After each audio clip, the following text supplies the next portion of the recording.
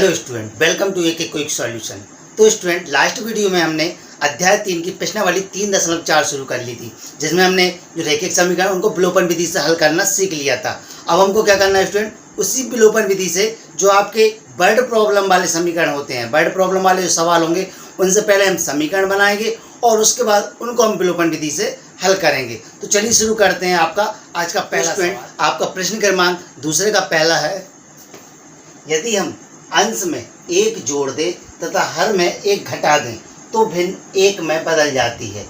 यदि हम हर में एक जोड़ दें तो यह 1/2 हो जाती है। तो भिन्न ज्ञात कीजिए, मतलब कोई एक भिन्न होगी जिसके अंश और हर में कुछ जोड़ना घटाना है और हमें वह भिन्न ज्ञात करना है। तो सबसे पहले अपन लिखते हैं, माना भिन्न क्या होगी। भिन्न आपको पता है ये बट्टे वाली संख्या होती है, वो भिन्न होती है। तो और आपको दो संख्याएं रहेंगी तो आप दोनों संख्या हम क्या मान लेंगे, आप जैसे x/y है, मतलब आपकी जो दो वेरिएबल्स रहेंगे वो आप क्या रहेंगे x y। तो आपने भिन्न मान ली x/y। अब क्या कह रहे हैं स्टूडेंट सवाल में, सबसे पहले तो हम लिखते हैं प्रश्नानुसार।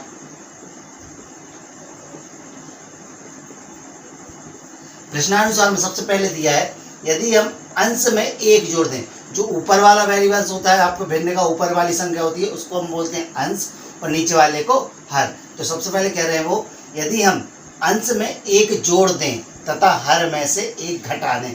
तो चलिए अपन करते हैं, अंश में एक जोड़ देते हैं, ये अपन ने एक जोड़ दिया और हर में से एक घटा दिया। तो चलिए ये घटा दिया, आपने अंश में एक जोड़ दिया, हर में एक घटा दिया। उसके बाद तो भिन्न एक में बदल जाती, मतलब जो भिन्न है वो पूरी किस में बदल जाएगी, एक में बदल जाएगी। मतलब आपका मतलब जो पूरा भिन्न का आंसर कितना आ जाएगा, एक आ जाएगा।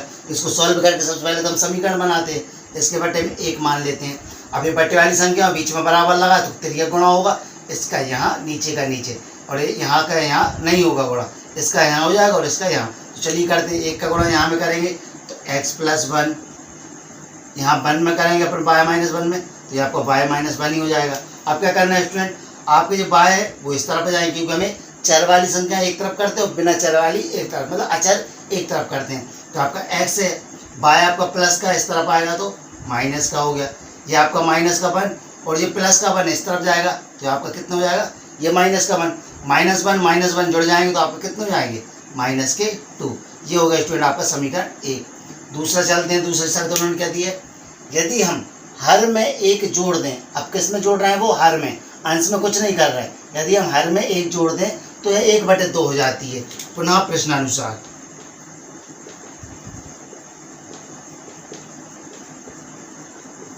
पुनः प्रश्नानुसार में क्या कह रहे हैं आप, जो आपकी भिन्न है x/y। अब इन्होंने कहा है, यदि हम हर में एक जोड़ दें, अंश में कुछ नहीं जोड़ना तो हम ना कुछ जोड़ेंगे ना घटाएंगे, लेकिन किस में जोड़ना है, हर में। तो हर में अपन ने एक जोड़ दिया। यदि अब हम हर में एक जोड़ते हैं तो आपकी भिन्न कितनी हो जाती है, 1/2। उन्होंने सवाल में दिया है तो यह 1/2 हो जाती है। तो ये 1/2 हो गई। करते हैं गुणा अपन इसका यहाँ और इसका यहाँ, 2 का x में करेंगे तो आपका 2x बराबर में, एक का अपन y+1 में करेंगे तो वही आ जाएगा आपका y+1। अब यहाँ से क्या करेंगे स्टूडेंट, y को इस तरफ लाने, क्योंकि चार पद एक तरफ करना है। तो 2x माइनस के y बराबर में यहाँ क्या बचेगा, 1 बचेगा। ये हो गया आपका समीकरण 2। अब देखना है स्टूडेंट, हम किससे करना है इसको, विलोपन विधि से। अब विलोपन विधि से करते हैं हम किसी एक मान को।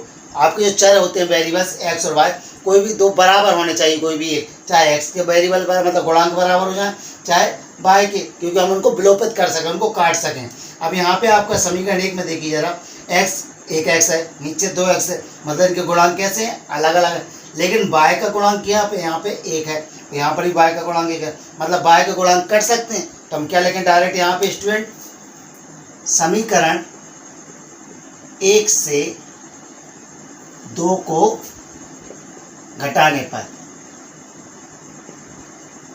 क्योंकि यहाँ पे हमारे जो y के गुणांक है वो बराबर दिए हैं, मतलब y के जब गुणांक बराबर है तो हम उनको विलोपित कर मतलब काट सकते हैं। तो आप काटेंगे जब एक में से हम 2 घटाएंगे, क्योंकि यहाँ पे -1 है, यहाँ पर भी -1, जब घटाएंगे तो इस समीकरण के चिन्ह बदल जाएंगे, तो ये प्लस का, तो माइनस वाले से प्लस कट जाएगा। तो चलिए अपन देखते हैं समीकरण x - y बराबर में -2। अब दूसरा समीकरण कितना है, 2x माइनस के y बराबर में 1। जब अपन घटा रहे हैं तो घटाने पे क्या हो जाएगा, चिन्ह बदल जाएंगे, ये प्लस का माइनस, माइनस का प्लस, प्लस का माइनस। तो y से y आपका कैंसिल होगा, क्योंकि ये माइनस का था, ये प्लस का। ये माइनस के 2x में से प्लस का 1x जाएगा, तो अकेला बचेगा माइनस का एक्स। ये आपके माइनस के 2, ये माइनस का 1, कितने हो जाएंगे 2 और 1 3, ये माइनस के 3, एक्स माइनस से माइनस कट गया, एक्स बराबर आ गया आपका स्टूडेंट कितना 3। तो ये आपका पहला एक्स का मान निकाला है। अब अपन क्या करेंगे, एक्स के मान को समीकरण 1 में रखेंगे तो आपका किसका निकलेगा y का। तो रखते हैं, चलिए समीकरण 1 में x का मान रखने पर आपका समीकरण 1 दिया है x माइनस y बराबर में -2। अब अपन ये समीकरण 1 हो गया, इसमें हम x का मान रखेंगे। x का मान कितना है 3, तो चलिए रखते हैं 3 माइनस के y बराबर में -2। अब यहाँ से 3 का पक्षांतर करेंगे, इस तरफ जाएगा तो किसका हो जाएगा आपका माइनस का, क्योंकि हमें y का मान निकालना है। तो माइनस के y इसी तरफ रहेंगे, ये माइनस के 2, ये आपके 3 इस तरफ जाएंगे तो किसको जाएंगे आपके माइनस के। चलिए काट देते हैं अपन, ये y बराबर में माइनस के 2 माइनस के 3, 3 और 2 कितने होंगे स्टूडेंट 5 हो जाएंगे आपके। ये माइनस के 5, क्योंकि बड़ी संख्या माइनस की है, माइनस से माइनस कैंसिल, आपका y बराबर आ गया 5। ये आपका x का निकला है, ये y का। अब आपको सवाल में क्या पूछा था, भिन्न ज्ञात कीजिए। भिन्न क्या है आपकी x बटे y, मतलब ऊपर x नीचे y, तो आपकी भिन्न हो जाएगी। x का मान कितना है 3 और y का मान कितना है 5। आपकी भिन्न कितनी हो जाएगी स्टूडेंट 3/5। अब उन्होंने सवाल में जरा करके दिया था, यदि हम अंश में 1 जोड़ दें, अंश में 1 जोड़ दें और हर में से 1 घटाएं। जब हम अंश में 1 जोड़ेंगे कितना हो जाएगा स्टूडेंट 3 और 1 4, और जब हर में से घटाएंगे 5 में से घटाएंगे 4, 4 से 4 कट जाएगा, आपका आंसर कितना आ जाएगा 1 आ जाएगा। अब उन्होंने दिया है कि हर में 1 जोड़ दें तो 1/2 हो जाएगी। हर में जब हम 1 जोड़ेंगे सिर्फ हर में, 5 में 1 जोड़ेंगे 6, मतलब 3/6 होगी, 3 से 6 कट जाएंगे तो आपका आंसर आ जाएगा 1/2। तो स्टूडेंट ये हो गया आपका सवाल दूसरे का पहला, दूसरे का आपका पहला कौन सा हुआ स्टूडेंट आपका दूसरे का पहला। चलिए करते हैं हम दूसरे का दूसरा। तो स्टूडेंट आपका अगला सवाल है, 5 वर्ष पूर्व नूरी की आयु सोनू की आयु की 3 गुनी थी। मतलब 2 व्यक्ति हैं, कोई भी है, दो जन है, जिसमें एक नूरी है एक सोनू है। तो 5 वर्ष पूर्व नूरी की जो आयु थी वो सोनू की आयु की 3 गुनी थी। 10 वर्ष पश्चात नूरी की आयु सोनू की आयु की 2 गुनी हो जाएगी। तो नूरी और सोनू की आयु ज्ञात कीजिए। हमें किन की आयु ज्ञात करना है, एक नूरी की और एक सोनू की। तो आयु ज्ञात करना, जो ज्ञात करना है तो पहले हम वो मान लेते हैं। तो माना किसकी, पहले नूरी की, माना नूरी की वर्तमान। हम जब भी आयु वाले सवाल करेंगे तो उसमें वर्तमान को लेके चलेंगे। माना नूरी की वर्तमान आयु x वर्ष और तथा सोनू की वर्तमान आयु कितनी हो जाएगी y वर्ष। हमने दोनों की मान ली, नूरी की आयु x वर्ष और सोनू की आयु y वर्ष। अब सवाल में उन्होंने सबसे पहले दिया है कि 5 वर्ष पूर्व, मतलब 5 वर्ष पहले। जब भी हम वर्तमान आयु से पहले जाएंगे तो उतने जितने वर्ष पहले कह रहे हैं उतने वर्ष हम घटा देंगे, और बाद में जाएंगे पश्चात, मतलब आगे जाएंगे तो उतने हम जोड़ देते हैं। तो 5 वर्ष पूर्व कह रहे हैं, मतलब पहले तो घटाएंगे, लेकिन कितने 5 वर्ष घटाएंगे। नूरी की आयु सोनू की आयु 3 गुनी। तो सबसे पहले हम 5 वर्ष पहले की निकालते हैं। तो 5 वर्ष पूर्व किसकी, नूरी की आयु कितनी हो जाएगी x माइनस 5। अभी x है वर्तमान, तो 5 वर्ष पहले जाएंगे तो x माइनस 5 हो जाएगी। इसी प्रकार 5 वर्ष पूर्व किसकी, सोनू की आयु। अभी सोनू की वर्तमान कितनी है y, 5 वर्ष पहले कितनी हो जाएगी y माइनस के 5। ये आपका हो गया। अब सवाल में उन्होंने दिया है कि 5 वर्ष पहले जो नूरी की आयु थी, मतलब ये सोनू की आयु की कितनी 3 गुनी थी प्रश्नानुसार।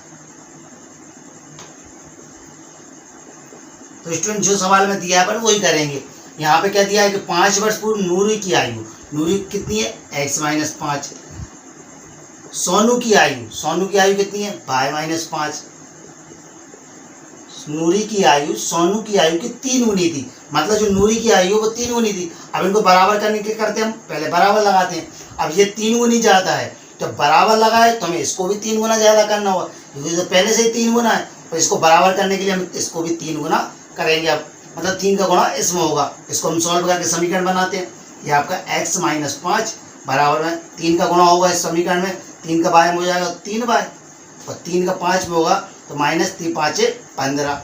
अब क्या होगा स्टूडेंट, चर वाले पद एक तरफ, अचर एक तरफ। ये आपका x, ये 3 बाय आपके प्लस के इस तरफ पर जाएंगे तो माइनस के बराबर में, ये आपका माइनस के 15।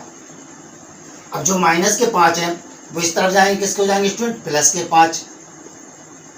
ये आपके माइनस के 15, ये आपके प्लस के 5, प्लस माइनस माइनस, 15 में से 5 जाएंगे कितने बचेंगे स्टूडेंट, 10 बचेंगे। लेकिन बड़ी संख्या किसकी, माइनस की, तो माइनस के 10 हम डायरेक्ट लिख लेते हैं यहाँ पे माइनस के 10। ये हो गया आपका समीकरण 1।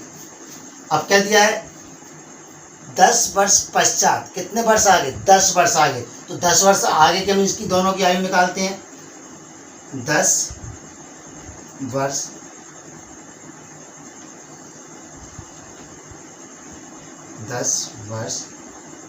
पश्चात किसकी, सबसे पहले नूरी की आयु। अभी कितनी है वर्तमान, हम वर्तमान से आगे पीछे जाएंगे। अभी वर्तमान x है, 10 वर्ष बाद कितनी हो जाएगी आपकी x प्लस 10, इसमें क्या जुड़ जाएगा, 10 जुड़ जाएगा। ऐसे ही आपकी 10 वर्ष पश्चात किसकी कहा है, सोनू की आयु। अभी कितनी है वर्तमान बाय, 10 वर्ष पश्चात कितनी हो जाएगी, ये आपकी बाय प्लस 10। अब पुनः प्रश्नानुसार उन्होंने कहा कि 10 वर्ष पश्चात जो नूरी की आयु है, मतलब ये सोनू की आयु इसके कितनी, 2 गुनी, मतलब इससे 2 गुनी हो जाएगी। तो पुनः प्रश्नानुसार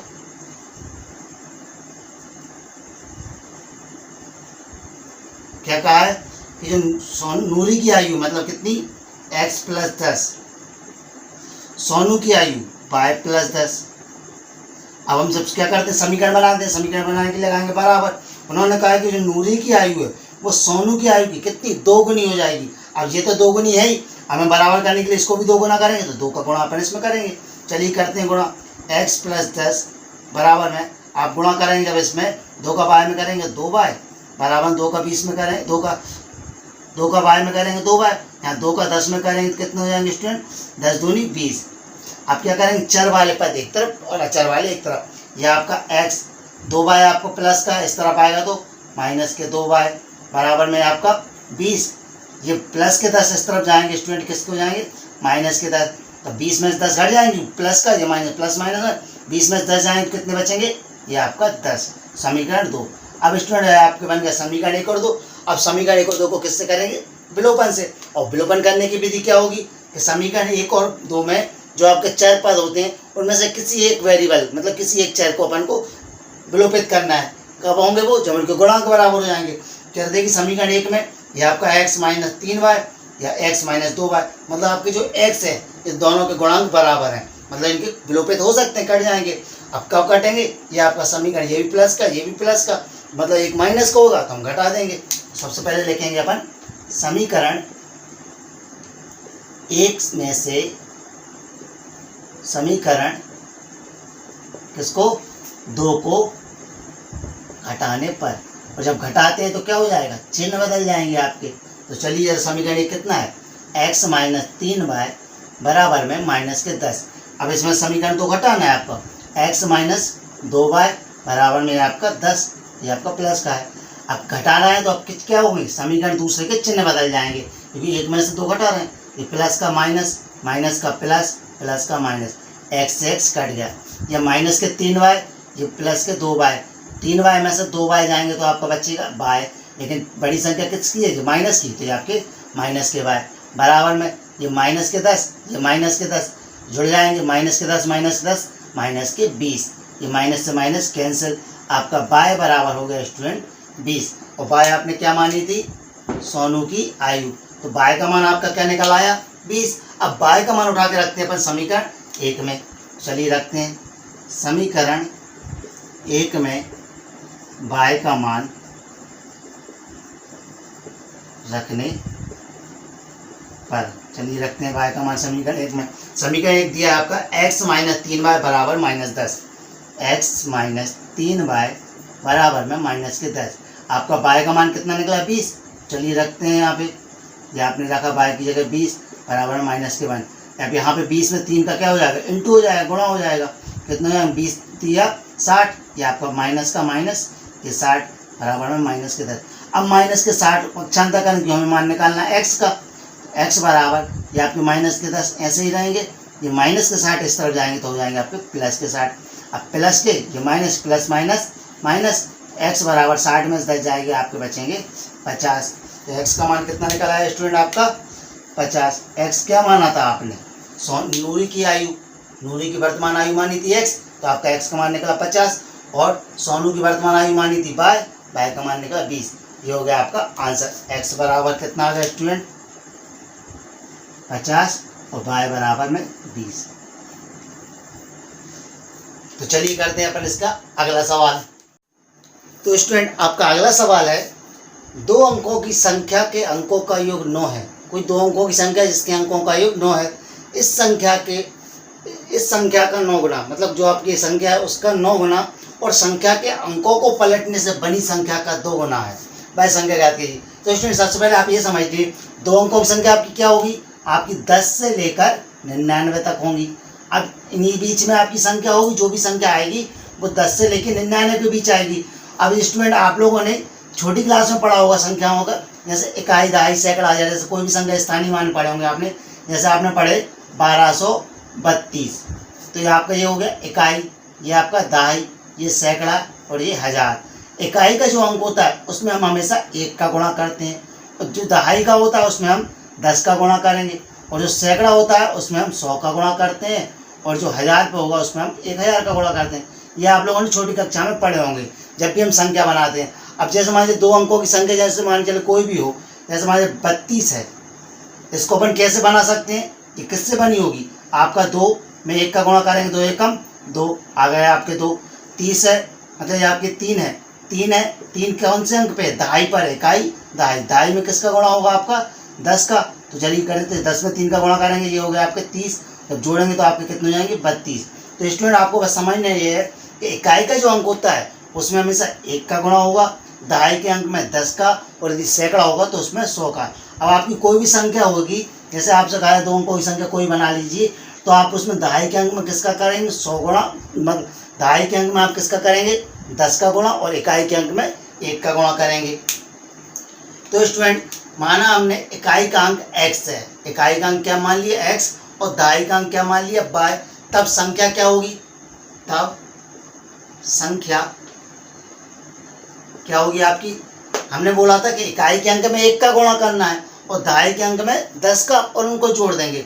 इकाई के अंक में 1 का गुणा किया, x एकम x, और दहाई के अंक में 10 का गुणा करेंगे, मतलब y में 10 का गुणा करेंगे तो आपके 10y, और जब इनको जोड़ देंगे तो ये हो जाएगी स्टूडेंट आपकी संख्या। जैसे अब इसका एक और उदाहरण लिख लीजिए, जैसे मान लीजिए 45 है, अब इसको आपने कैसे बनाया होगा, 5 में किसका गुणा किया होगा 1 का गुणा, क्योंकि 5 एकम 5, इकाई के अंक में 1 का गुणा, दहाई पे कितने हैं 4, दहाई में किसका गुणा होगा 10 का, या आपने 10 में 4 का गुणा किया 40, जोड़ेंगे जब कितना हो जाएगा 45। मतलब आपकी जो 45 है वो कैसे बनी होगी 40 से और 5 से। इसी प्रकार आपकी जो आपकी 2 अंकों की संख्या है उसके इकाई में हमने 1 का गुणा किया और दहाई में 10 का, और जोड़ेंगे तो आपकी संख्या बन जाएगी।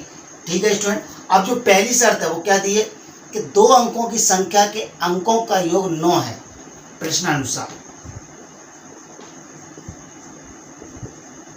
2 अंकों की संख्या है, अंक क्या है आपके x और y, इनके अंकों का योग, मतलब जो आपकी x है और y, ये आपके अंकों का योग कितना आया 9 है, तो अपन ये 9 लिख लिया, समीकरण 1 हो गया।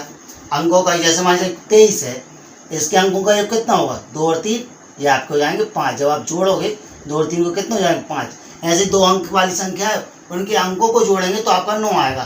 तो आपने अंक x y माने, उनके अंकों को जोड़ा तो आपके 9 हो गए।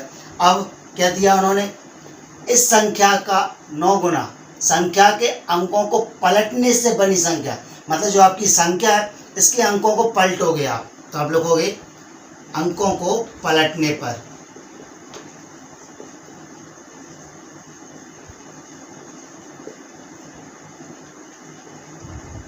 अब अंकों को पलटेंगे, मतलब जो इकाई का है वो दहाई का हो जाएगा और जो दहाई का है वो इकाई का हो जाएगा। तो देखिए जरा, आपका इकाई का क्या माना था आपने x, तो अब इकाई का हो जाएगा आपका पाई, और दहाई का क्या माना था पाई, तो दहाई का हो जाएगा x। मतलब आपने अंक पलट दिए, जो इकाई का था वो दहाई में हो गया और जो दहाई का था वो इकाई में। अब इससे संख्या क्या बनेगी, हमने जो आपके इकाई और दहाई माने थे इससे संख्या बनाई थी ये। अब जब अंकों को पलटा है, इकाई दहाई ये हो गए, तो संख्या बनाएंगे। तो इकाई के अंक में 1 का गुणा करेंगे तो बाय में 1 का गुणा किया बाय, और दहाई के अंक में किसका होता है 10 का गुणा, तो आपने 10 का x में किया 10x, और जब इसको जोड़ोगे तो आपकी संख्या बन जाएगी। अब जो शर्त दी है उन्होंने कि इस संख्या का 9 गुना, मतलब जो सबसे पहली, जरा सवाल को आप फिर से पढ़ेंगे, 2 अंकों की संख्या के अंकों का योग 9, तो हो गया आपका ये अंकों का योग 9।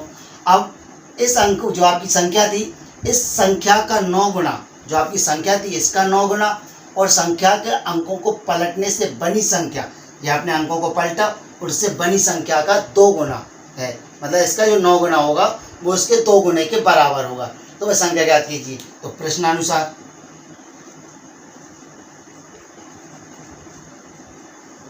क्या कहा उन्होंने, इस संख्या का 10y प्लस x का 9 गुना, उन्होंने कहा है इस संख्या का 9 गुना संख्या के अंकों को पलटने से बनी संख्या, ये आपने अंकों को पलटा है, इससे आपकी संख्या क्या बनी है 10x प्लस में y, इसका 2 गुना। ये आपस में कैसे हैं स्टूडेंट, बराबर है।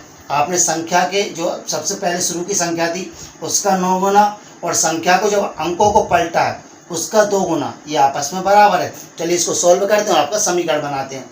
आप 9 का गुणा इसमें करेंगे, 9 का गुणा 10y में करेंगे तो 9 दाम के 90, ये आपका y, प्लस में 9 का गुणा x में करेंगे आपका, ये आपका 9x, बराबर में 2 का गुणा यहाँ करेंगे 10 में, 10 दूनी ये आपके 20x, और 2 का गुणा y में करेंगे तो आपके 2y।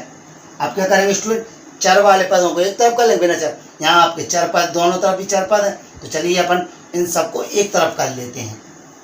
पक्षांतर करके ये आपका 90y इसी तरफ रहेंगे, प्लस के आपके 9x, ये आपके 90y 9x जो के तो आ गए। अब 20x और 2x का पक्षांतर करके इसी तरफ ले आएंगे, 20x प्लस के इस तरफ आएंगे तो माइनस के 20x हो गए। ये आपके 2y किसके प्लस के इस तरफ आएंगे तो आपके माइनस के 2y, बराबर में यहाँ क्या बचेगा 0 बचेगा, बराबर में यहाँ क्या बचेगा आपका 0। अब स्टूडेंट क्या करेंगे, अपन जो x वाले पद हैं उनको x वाले में से घटाएंगे, y वाले को y वाले में से। ये आपके 20x माइनस के और ये आपके 9x प्लस के, x वाले पद में से x वाले पद को घटाएंगे, 20x में से 9x गए, कितने बचेंगे 11x। बड़ी संख्या किसकी है माइनस की, तो ये आपकी माइनस की आ गई। अब ये y और ये वाला y, 90y ये आपके 2y, 90y प्लस के 2y माइनस के, तो 90y में से 2y जाएंगे तो आपके 88y बचेंगे, ये आपके प्लस के, तो आपकी बड़ी संख्या प्लस की आ गई, बराबर में 0। अब देखिए यार स्टूडेंट, ये आपके 11 है, ये आपके 88 है, इसमें समीकरण में 11 से भाग लग जाएगा। जब हम समीकरण इसमें दोनों में आप किससे भाग लगा सकते हैं 11 से भाग लगाएंगे तो आपका समीकरण छोटा हो जाएगा, तो लगाइए भाग, 11 एकम 11 एक बार जाएगा तो आपका माइनस का x प्लस यहाँ 11 में भाग यहाँ लगाएंगे 11 8 88, ये आपका 8y बराबर में 0, समीकरण 2। सीधा अपन इसमें से अपन ने क्या कर लिया 11 कॉमन कर लिया और उसको बराबर में ले जाएंगे तो क्या हो जाएगा 0 हो जाएगा, पर 0 के बट्टे में जाएगा तो 0, तो आपका दूसरा समीकरण हो जाएगा माइनस का x प्लस के 8y। अब क्या करना है स्टूडेंट, समीकरण 1 और समीकरण 2 को विलोपन से करना है। कैसे करेंगे, आपके जो चर पद होंगे उनके गुणांकों को बराबर करके। तो जरा देखिए, यहाँ पे x है, यहाँ पे प्लस y, यहाँ माइनस x प्लस 8y, मतलब जो आपका x है यहाँ पर भी 1x है, यहाँ पर भी 1x है, ये प्लस का है और ये माइनस का है, मतलब चिन्ह अलग अलग है, कट जाएंगे। कब कटेंगे, समीकरण 1 में 2 को जोड़ने पर, क्योंकि स्टूडेंट जब आपके चिन्ह समान होते हैं तब हम घटाते हैं और जब चिन्ह अलग अलग होंगे तब हम जोड़ेंगे। आपको जो भी चर हटाना है, मतलब जो भी वेरिएबल हटाना है, उनके चिन्हों का अलग होना जरूरी है कटने के लिए। यहाँ पे आपके चिन्ह प्लस का है, यहाँ पे माइनस का, मतलब कट जाएंगे तो हम लेकिन जोड़ने पर। यदि दोनों आपके प्लस के होते तो घटाने पर, और दोनों माइनस के होते तब भी आप घटाते। यहाँ पे आपका एक प्लस का एक माइनस का, तो हम इसे जोड़ेंगे। तो चलिए इसमें जोड़ते हैं। x प्लस वाई बराबर में 9 और ये आपका माइनस का x प्लस के 8y बराबर में आपके कितना जाएगा 0। जब अपन ने जोड़ा, ये आपका, क्योंकि हम जोड़ रहे हैं तो चिन्ह नहीं बदलेंगे, घटाने पे हम चिन्ह बदलते हैं। ये x का x कट जाएगा, ये आपका 1y, ये आपका 8y, कितने हो जाएंगे स्टूडेंट 9y बराबर में आपका, ये आपका 9 आ गया। तो y बराबर क्या हो जाएगा 9/9, ये आपका कट गया। तो y बराबर स्टूडेंट आपका आंसर आ गया 1। अब y का मान उठा के आप कहाँ पे रखेंगे, समीकरण 1 में। y का मान इसमें रखना स्टूडेंट, समीकरण 1 में रखेंगे। तो चलिए रखा, अपन रखते हैं इसमें x प्लस वाई बराबर में 9। y का मान कितना है स्टूडेंट 1 है, तो चलिए x प्लस 1 बराबर में 9। इस 1 का करेंगे पक्षांतर, तो किस तरफ हो जाएगा आपका 9 माइनस 1, जो आपका 1 प्लस का इस तरफ चला जाएगा, किसका हो जाएगा माइनस का। 9 में से 1 जाएंगे, कितने बचेंगे स्टूडेंट, आपके बचेंगे 8। तो स्टूडेंट ये हो गया आपका x का मान 8 और ये आपका y का मान 1। तो स्टूडेंट ये आपने x का मान निकाल लिया 8 और ये y का मान निकाल लिया 1। अब आपको ज्ञात क्या करना है, वह संख्या ज्ञात करना है। तो आप संख्या कैसे ज्ञात करेंगे, जो आपकी पहली संख्या थी 10y प्लस x, इसमें x और y का मान रखेंगे तो आपकी संख्या निकल आई। तो चलिए मैं आपको यहाँ करके बता देता हूँ। आपकी संख्या क्या थी, 10y प्लस में x थी, ठीक है। यहाँ y का मान रखेंगे या x का मान रखेंगे, 10y 10। अब y का मान कितना है स्टूडेंट 1 है, तो y का मान रखा 1 प्लस में x का मान कितना 8। तो चलिए ये रख दिए, 10 एकम 10 और ये प्लस के 8 बराबर कितने हो जाएंगे 18। 10 और 8 18। तो आपकी जो संख्या है वो कितनी है स्टूडेंट 18 है।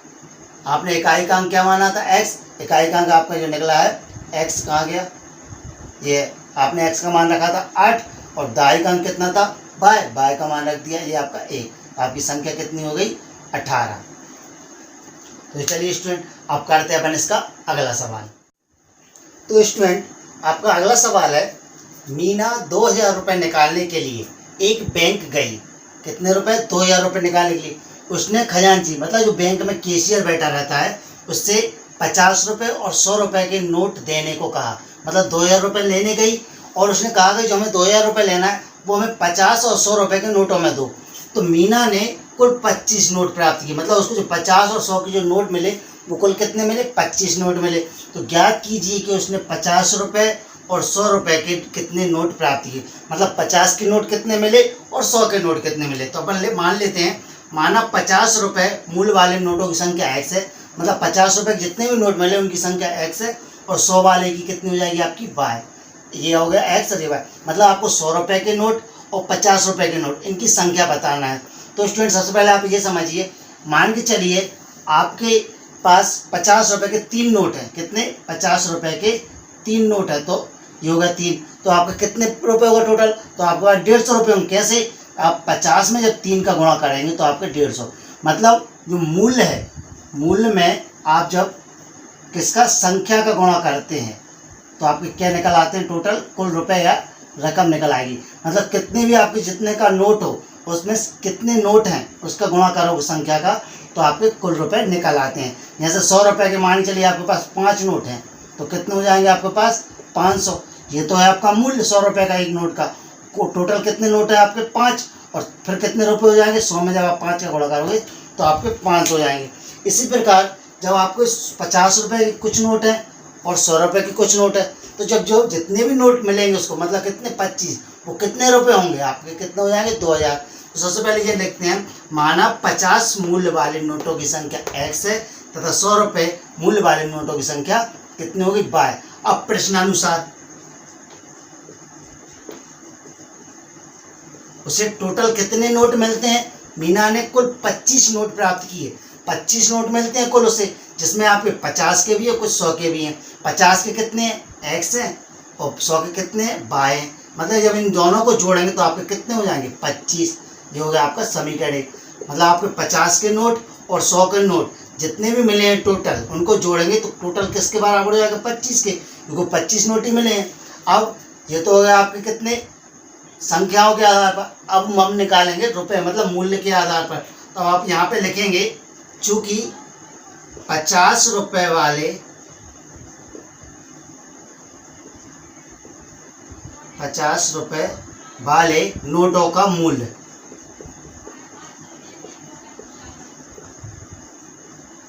अभी हमने निकाला था कि 50 रुपए के कितने भी नोट हो, उसमें आप जब संख्या का गुणा, मतलब 50 रुपए में जब नोट संख्या का गुणा करेंगे आपके कुल मूल्य निकल आएंगे। तो 50 रुपए वाले नोटों का मूल्य निकालना है। तो 50 रुपए वाले अब कितने नोट मिले हैं 50 के, आपको 50 के x नोट मिले हैं। जब x का गुणा करेंगे तो आपका कितना हो जाएगा 50x।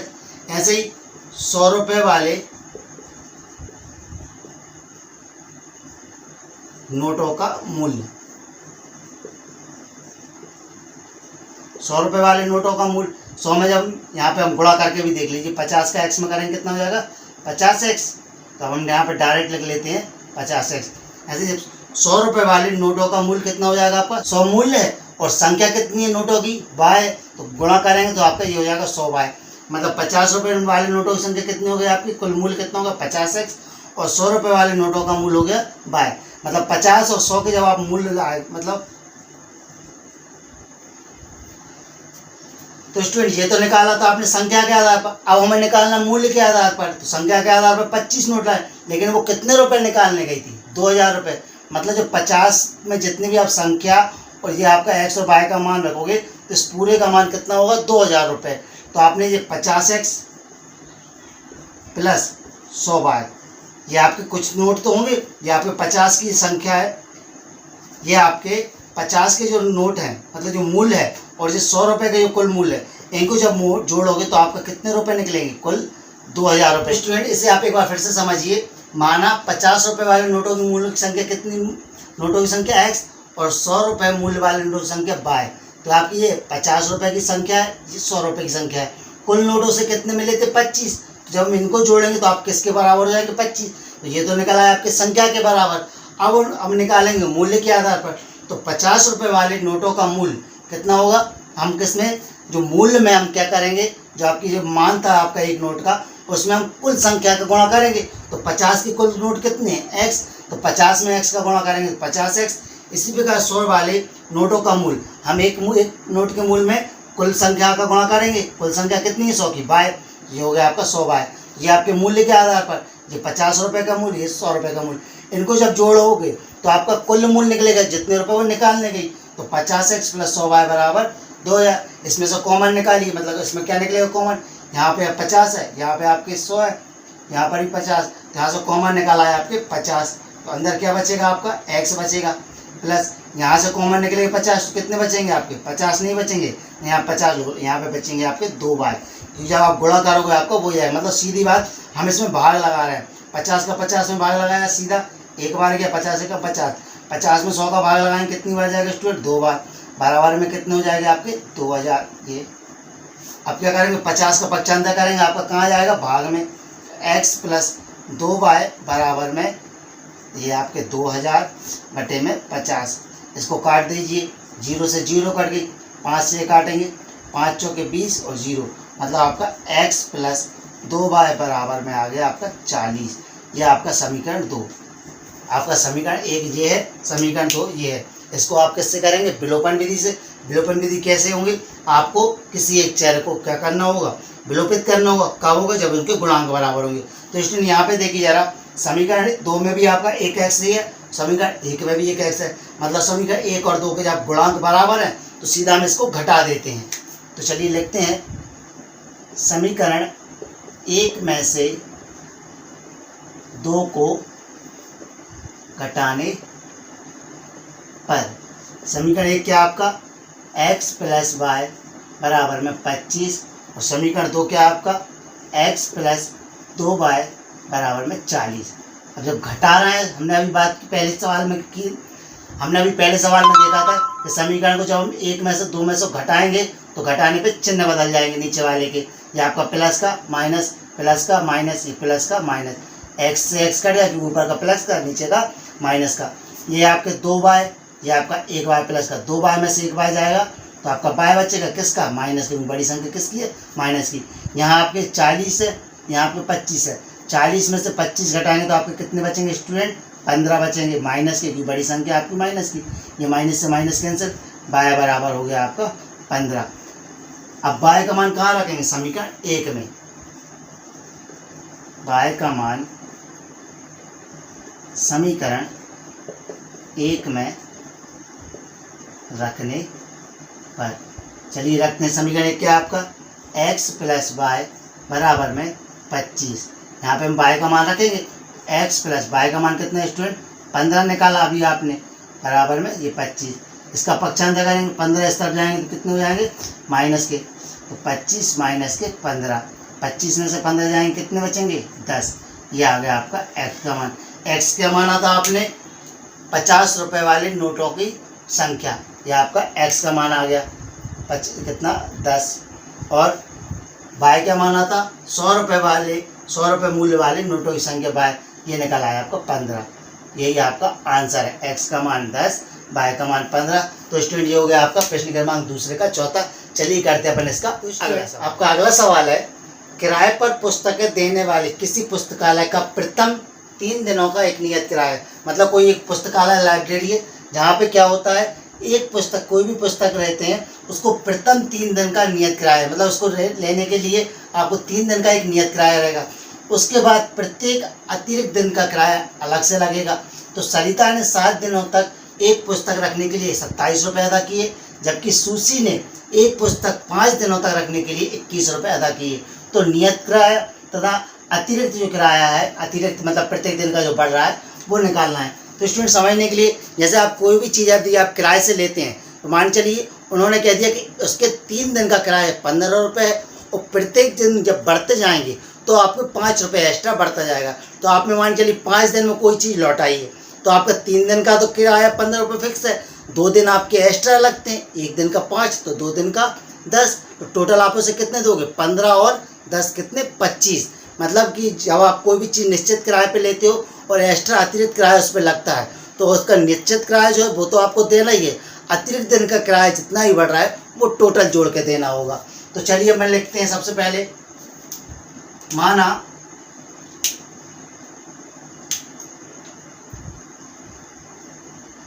तीन दिन का नियत किराया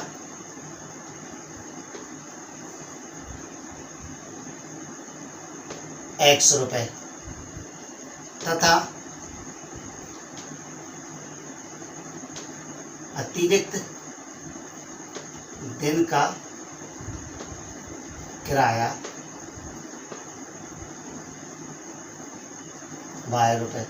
मतलब जो 3 दिन का निश्चित किराया आपको जो देना है वो X देना ही है। अतिरिक्त दिन जितने भी बढ़ते जाएंगे, तो 1 दिन का Y, तो 2 दिन का 2Y, 3 दिन का 3Y, 10 दिन का 10Y। लेकिन जो X है वो हमेशा निश्चित रहेगा, X का X ही रहेगा।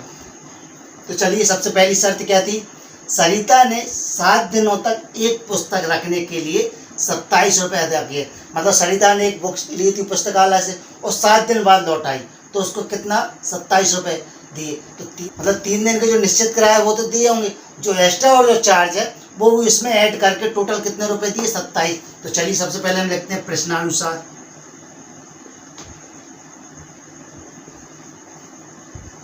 अब किसने, सरिता ने, तो प्रश्नानुसार में जाएगा सरिता ने कितने दिन का, 7 दिन का दिया किराया। कितना है आपका 27 रुपये। अब जो 27 रुपये वो किस प्रकार है वो देखिए जरा। 7 दिन होंगे तो 7 दिन में 3 दिन का निश्चित किराया X है, तो 3 दिन का तो आपका X रहेगा। अब जो कितने दिन और हो रहे हैं आपके, कितने दिन, 7 दिन में से 3 दिन का तो X, 4 दिन और हो रहे हैं, तो 7 दिन में से 3 दिन का X, तो 4 दिन का, 1 दिन का Y, 4 दिन का 4Y। और जब जोड़ोगे आप तो प्लस में कितने और दे रहे हैं वो, 27। मतलब आपको जो 3 दिन का जो किराया उसमें 4 दिन का एक्स्ट्रा और जुड़ेगा, 4 दिन का, 1 दिन का Y, तो 4 दिन का 4Y, तो टोटल जोड़ने पे कितने रुपए दिए उसने, 27 रुपये। तो ये बन गया आपका समीकरण 1। इसी प्रकार पुनः प्रश्नानुसार देखिए जरा।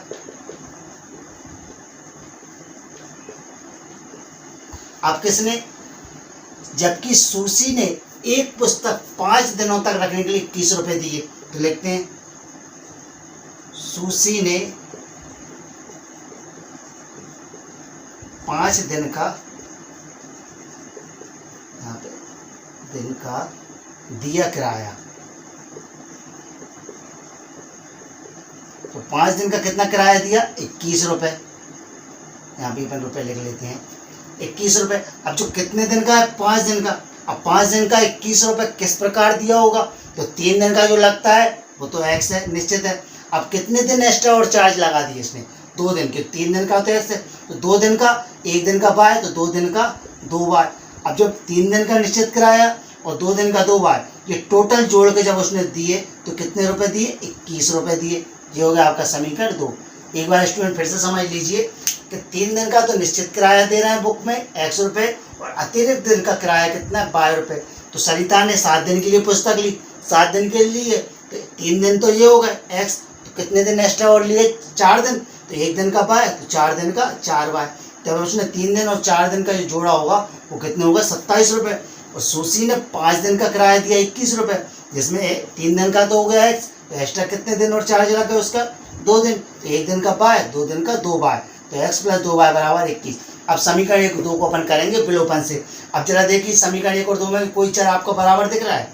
ये दिख रहा है, पहला चर x, दूसरा चर भी x है। मतलब जब समीकरण 1 के जो x का गुणांक है, समीकरण 2 में भी x का गुणांक वही है। मतलब आपको क्या करना है? सीधा घटाना है। समीकरण 1 में से समीकरण 2 को घटाएंगे। तो चलिए लिखते हैं, समीकरण 1 में से 2 को घटाने पर, जब हम घटाएंगे तो समीकरण नीचे वाले के क्या हो जाते हैं? चिन्ह बदल जाते हैं। तो चलिए घटा दिए। समीकरण पहला क्या है? x + 4y बराबर में 27। दूसरा क्या है आपका? x + 2y बराबर में 21। जब हम घटा रहे हैं तो नीचे चिन्ह बदल जाएंगे, प्लस का माइनस, प्लस का माइनस, यही प्लस का माइनस, x से x कट गया क्योंकि एक प्लस का एक माइनस का। ये आपके कितने हैं? 4y, ये आपके 2y।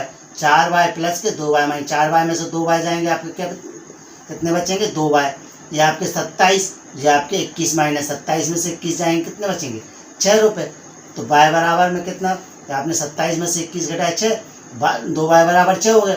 y बराबर क्या होगा? ये आपके 2 गुणा में पक्षांतर करेंगे, कहाँ चलेंगे स्टूडेंट? आपके भाग में ये चलेगा। 2 से आपने ये काट दिए, ये आ गया 3, मतलब y का मान कितना आ गया? 3। तो y का मान उठा कहाँ रखेंगे आप? समीकरण 1 में।